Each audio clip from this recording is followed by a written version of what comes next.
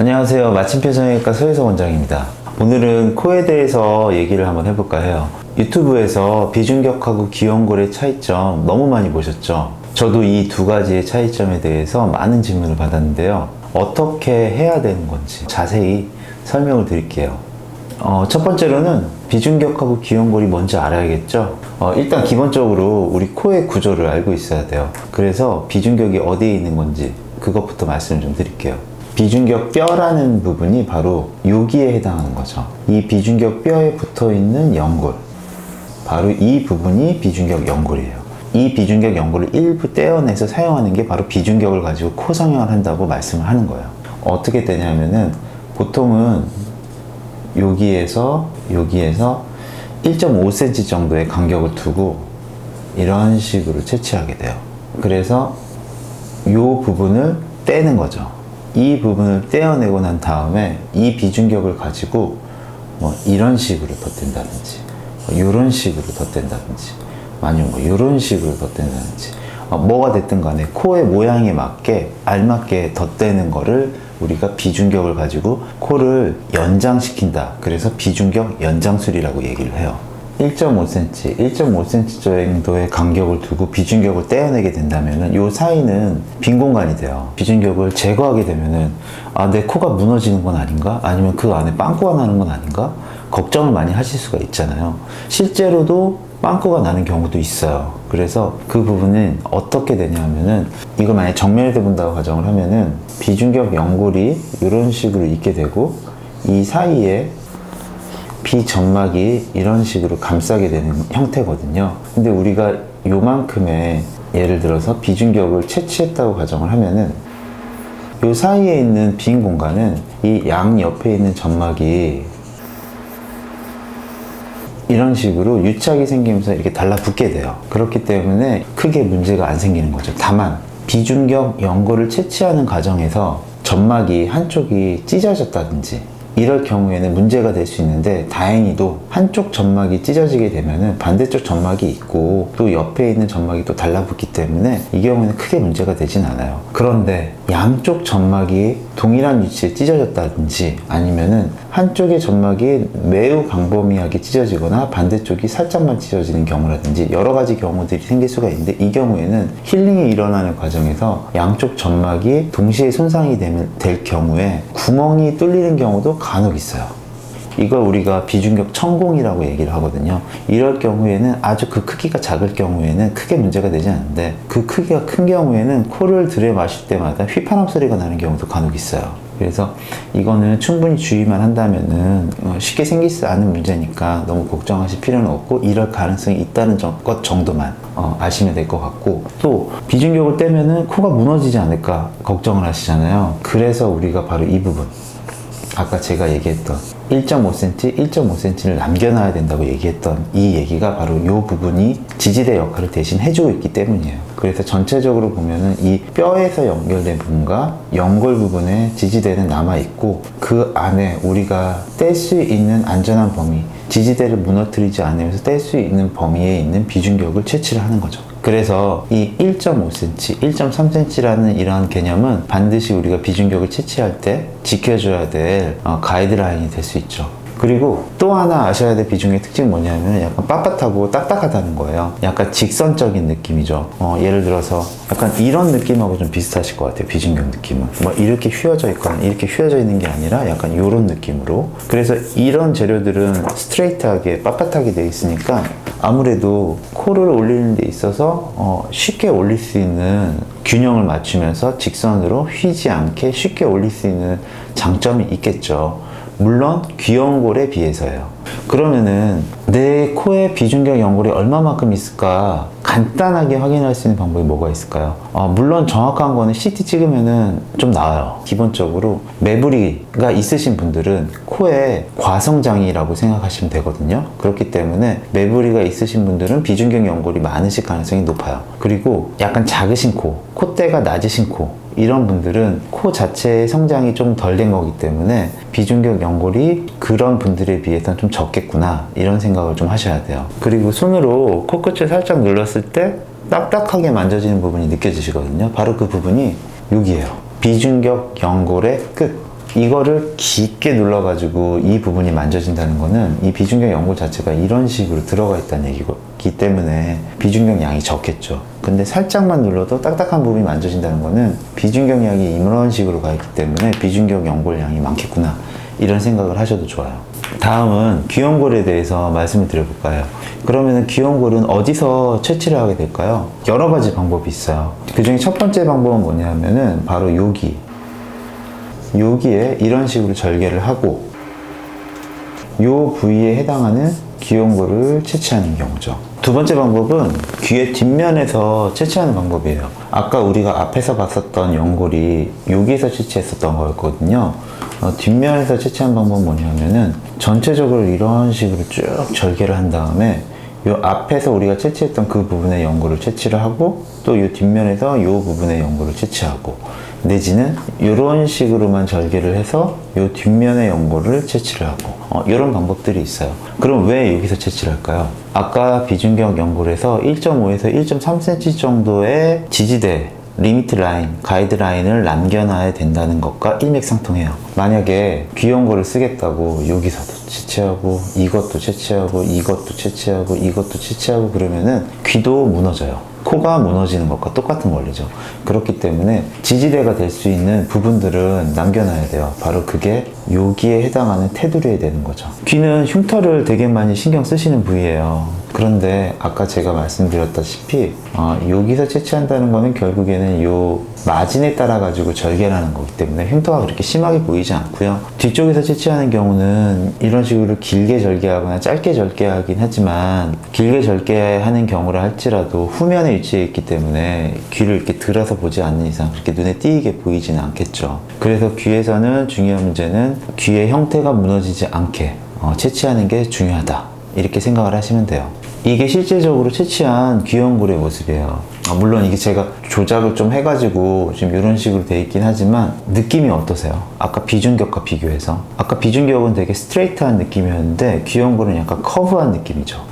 그럴 수밖에 없겠죠. 귀연골 자체가 커브하게 생겼으니까. 그래서 비중격 연골이 아니라 귀연골로 이용할 때 하는 수술 방법은 비중격 연골 방법과는 달라요. 이 두 가지 재료가 각각 다른 특성을 가지고 있기 때문에 똑같은 방식으로 수술을 해서는 안 되죠. 약간 다른 방식으로 수술을 진행하게 되고, 비중격 연골의 양이 적을 경우 귀연골을 추가적으로 같이 사용을 해서 같이 컨비네이션으로 수술하는 경우도 많아요. 실제로 저는 그 경우를 더 선호하는 편이고. 그러면 왜 우리는 비중격을 가지고 수술을 하게 될까요? 첫 번째는 코를 올리기가 매우 쉽다는 점이에요. 왜냐하면은 코를 오픈시키고 난 다음에 바로 밑으로 들어가서 박리하게 되면은 비중격이 보이거든요. 그래서 쉽게 채취할 수도 있고, 또 딱딱하고 스트레이트해서 재료를 다루기도 편하고, 이런 장점이 있는 거죠. 그렇다면은 무조건적으로 다 비중격을 사용하는 건 아니잖아요. 왜 비중격을 안 사용하고 다른 귀연골이나 다른 연골을 고민하는 경우는 뭐가 있을까요? 첫 번째는 당연히 이전에 비중격을 채취한 경우겠죠. 두 번째는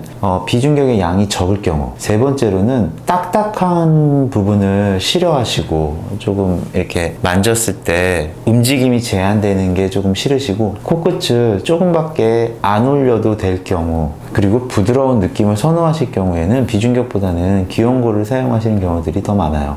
그런데 비중격이 했던 것처럼 이런 식의 비중격이 있는데 이 뒷거를 떼가지고 앞에다가 이렇게 덧대놔서 이종을 시킨다 하면은 귀연골 같은 경우에는 이렇게 구부러지는 성질 때문에 바로 코끝이 내려가게 돼요. 또 그리고 코끝이 올라가는 정도도 약해질 수밖에 없죠. 그래서 귀연골을 이용을 할 때는 이런 식으로 귀연골을 채취한 다음에 이거를 우리의 입맛에 맞게 자르고 다시 조합을 해요. 그래서 이렇게 자르고 난 다음에 이 두 부분을 묶어가지고 이런 식으로 기둥을 하나 만들고요. 그리고 또 나머지 부분을 이런 식으로 카빙을 해서 두 가지 재료를 준비를 해요. 그래서 이 기둥이 된 부분, 이 기둥으로 만든 부분은 바로 이 부분을 여기에다가 이식을 하게 되면은 이 귀연골 자체가 코끝에 기둥을 형성하게 되면서 코끝을 이런 식으로 올리게 돼요.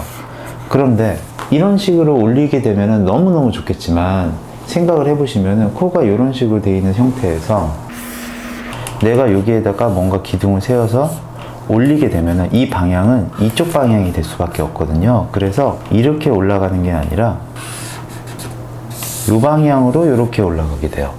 만약에 코가 화살코라든지 긴 코라든지 할 경우에는 여기에만 이식을 해도 코끝이 떨어져 있는 거를 다시 이런 식으로 올릴 수가 있으니까 너무너무나도 좋게 되겠지만, 코가 짧은 코라든지 코끝을 연장해야 될 경우라면은 오히려 이런 식으로만 덧대게 되면은 콧구멍이 더 보이고 들리는 코가 될 수 있거든요. 따라서 이거를 막아주는 무언가가 필요해요. 그게 바로 요거라고 생각을 하시면 돼요. 이 부분은 바로 여기에다 이식을 하게 돼요. 여기에다 이식을 하게 되면은 바로 이 부분이 이 코끝에 있는 연골을 이 앞으로 밀게 되는 거죠.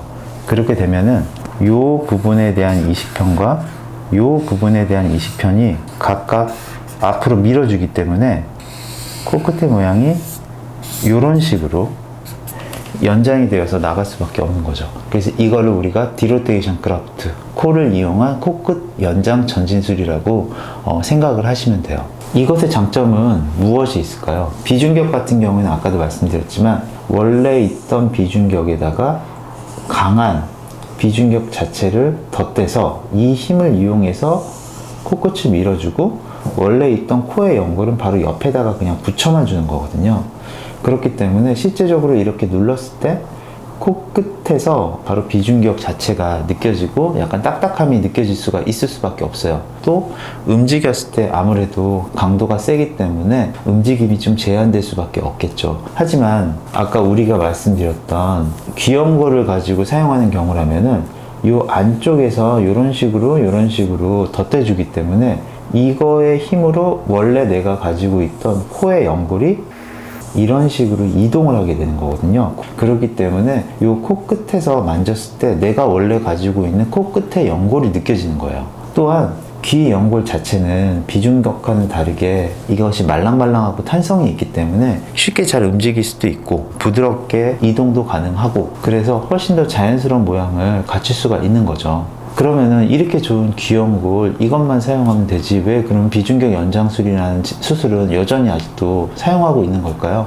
코끝을 확실하게 뻗는데, 그리고 코 자체를 조금 더 얄쌍하게 만드는 데에는 비중격 연골이 조금 더 이점이 있어요. 비중격 연골이라고 해서 기증늑을 사용한 것처럼 그렇게 딱딱하거나 대리석을 만지는 것 같은 느낌이 들지는 않거든요. 그렇기 때문에 귀연골 사용한 수술보다 나쁘다라고 말을 할 수가 없는 거예요. 귀연골은 귀연골 자체로도 나름대로 괜찮은 수술이고, 비중격을 이용한 비중격 연장술 또한 나름대로 각각의 서로 장점을 가지고 있는 좋은 수술이라고 생각을 하실 수가 있어요. 귀연골을 이용해서 수술하시는 분들은 어떤 분들이 계실까요? 첫 번째는 내 코의 각도를 살짝만 교정하고 싶으신 분들, 두 번째로는 내 코가 가지고 있는 느낌을 그대로 살리고 싶으신 분들, 그리고 코가 어느 정도 말랑말랑하게 움직이길 원하시는 분들, 이런 분들에게 조금 더 적합한 수술이라고 할 수 있겠죠. 그런데 모든 수술이 그렇지만 내가 원하는 대로 되지 않는 경우가 상당히 많아요. 특히 코 같은 경우가 더 그런 것 같아요. 코는 재료를 의해서 많은 것들이 결정이 되기 때문에 비중격의 양이 부족한 경우도 많고요. 귀연골의 양도 상당히 적은 경우도 많아요. 이런 경우들이 생기기 때문에 이 두 가지 연골을 같이 사용하는 경우를 저는 조금 더 많이 선호하는 편이에요. 예를 들어서 비중격 양이 이 정도밖에 없다고 가정을 해볼게요. 이럴 경우라면 이거 가지고는 코끝을 연장시키거나 올리는 데는 한계가 있을 수밖에 없어요. 그렇게 되면은 이 비중격과 이 비중격이 만나는 부분 상대적으로 적을 수밖에 없어요. 극단적인 예를 표현하자면은 얘를 이렇게 옮겨놓고 나면은 이 정도밖에 공유되는 부분이 없거든요. 그런데 이 공유되는 부분은 아주 중요해요. 예를 들어서 비중격이 이만큼 크다고 가정을 하면은 이런 식으로 공유를 할 수 있게 되고, 내가 이식한 비중격의 절반 정도는 같이 공유를 할 수 있기 때문에 단단한 지지가 되는 거죠. 그런데 비중격 양이 적으면은 코끝을 올리긴 올려야 되니까 거의 내가 채취한 거의 모든 부분을 다 코끝을 올리는 데 사용을 하고, 이만큼의 공유된 부분이 적게 되는데 실제로 여기에다가 우리가 고정을 하게 되거든요. 이런 식으로 하게 되면은 나중에 코의 피부의 탄성을 이기지 못하고 항상 이렇게 눌리는 힘이 존재하기 때문에 그 비중격 연장술을 하고 나서 뭐 6개월 지나고 나서 코끝이 예전보다 떨어졌다고 얘기하시는 분들 있잖아요. 그게 비중격이 일부 흡수된 것도 있지만 이런 식으로 고정되는, 공유되는 부분이 적게 되니까 아래로 밀리는 경우도 상당히 많아요. 열어서 들어가 보면은. 그렇다면 이런 수술은 애초부터 계획이 시작부터가 잘못됐다고 볼 수 있죠. 그렇다면 우리는 다른 방법을 강구해야 돼요. 그게 바로 아까 제가 얘기했던 복합적으로 같이 사용해야 된다 그 얘기예요. 일부 채취된 이 부분은 여기에서 살짝만 고정점을 충분히 잡아주고 지지하는 역할 정도만 수행하게 하고, 아까 제가 얘기했던 그 나머지 부분, 이 기둥이 되는 부분을 이식했던 이 짧은 비중격 연골에 같이 고정을 해주고, 귀여운 거를 또 여기에다 또 같이 고정을 해줘가지고 이런 식으로 같이 밀어주는 방법을 사용을 하게 돼요. 결론적으로 조그맣게 채취한 비중격 연골의 일부분을 귀여운 거를 이용을 해가지고 같이 고정해줘서 동시에 지지대를 얻는 방법을 사용하게 되는 거죠. 오늘 제가 드리고 싶은 말씀은 귀연골이 좋다, 비중격이 좋다, 이거는 별로 중요치 않은 문제고요. 내 상황에 따라서 비중격을 사용할 수도 귀연골을 사용할 수도 같이 사용할 수도 있는 거니까, 그것보다는 내가 원하는 것이 무엇인지 그 부분에 대해서 먼저 고민을 하고 그 다음에 재료 선택을 하고 수술 방법을 선택을 하시는 게 더 중요한 일이라고 생각이 됩니다. 다음에는 기증 연골에 대해서 다시 한번 자세히 말씀드리는 시간을 갖도록 하겠습니다.